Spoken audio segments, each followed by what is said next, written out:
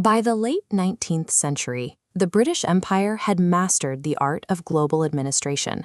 From the sweeping subcontinent of India to the frontiers of Canada and Australia, London oversaw a vast, highly functional network of territories. But in South Africa, the record collapses. Here, the empire faced a century of continuous friction, repeated wars, and administrative breakdown.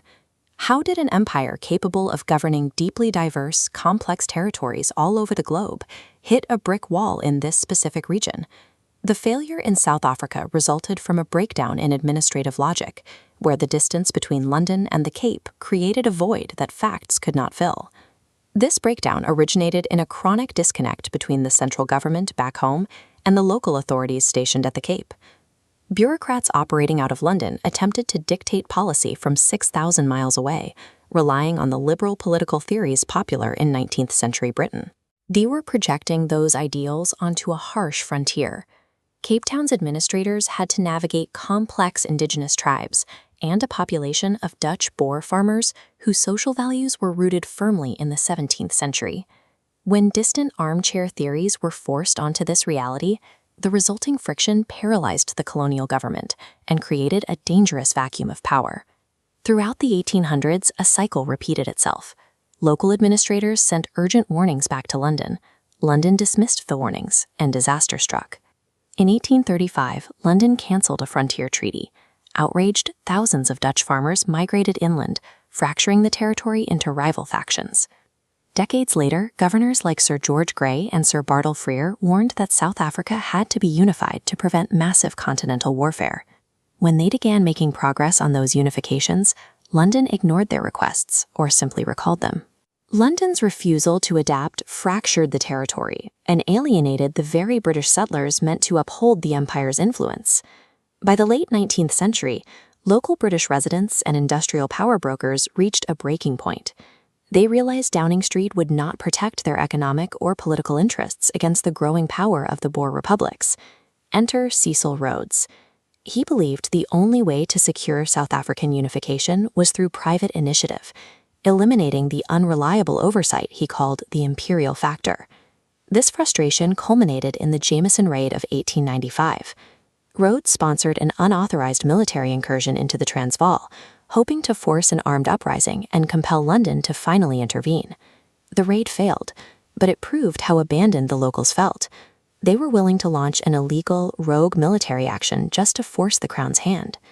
Instead of securing British control, the botched raid validated Boer suspicions. It provided clear proof of British aggression, uniting the historically fractured Dutch population across the entire African continent. This outrage was channeled into the Afrikaner Bond, a political movement. Their manifesto was clear. They wanted a united South Africa, operating under its own flag, with the goal of pushing out English authority entirely. The Bond used the political fallout from the raid to seize control of the Cape Parliament. Meanwhile, they supported Paul Kruger's republic as he armed his citizens for an inevitable war.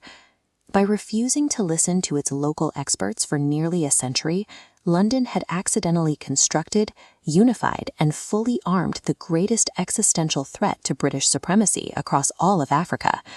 In 1897, the Empire sent Lord Alfred Milner to clean up the mess. He was a highly capable administrator, respected for his intellect and financial success in Egypt. Milner dedicated his first year to traveling the region and learning the local Taal language to communicate directly with Boer farmers, attempting to settle disputes through informal, friendly discussion rather than rigid diplomacy. This optimism reached its peak during Queen Victoria's Diamond Jubilee. Milner reported strong signs of colonial loyalty among the Dutch and went out of his way to ease diplomatic tensions with President Kruger. Milner even insisted that the toast to President Kruger take precedence over Queen Victoria at public banquets, signaling a clear intent to prioritize local cooperation over imperial ego. But after his year of observation, Milner reached a sober conclusion. The window for a peaceful diplomatic settlement had already closed before he even arrived. A century of bureaucratic negligence had allowed the Afrikaner Bond to build a political and military machine too powerful to be dismantled by treaties.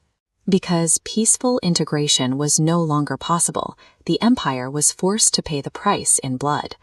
The resulting conflict would claim over 20,000 lives and consume staggering military resources. Governing a complex, volatile reality from a safe ideological distance does not prevent tragedy. In the case of South Africa, it ensured it.